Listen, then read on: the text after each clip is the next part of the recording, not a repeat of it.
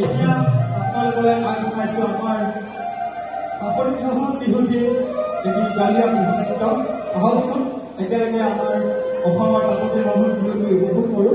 অকণমান আপোনালোকেও সহযোগ কৰিব দেই, যিহেতু বিহু অসমৰ বাপতি সাহোন আৰু সকলোকে আমি চেষ্টা কৰিম যে অকণমান বিহু নচুৱাবলৈ। তো আপোনালোকে আমাৰ লগত অকণমান হাত চাপৰি দি আপোনালোকৰ সহায় সহযোগিতা আগবঢ়াব।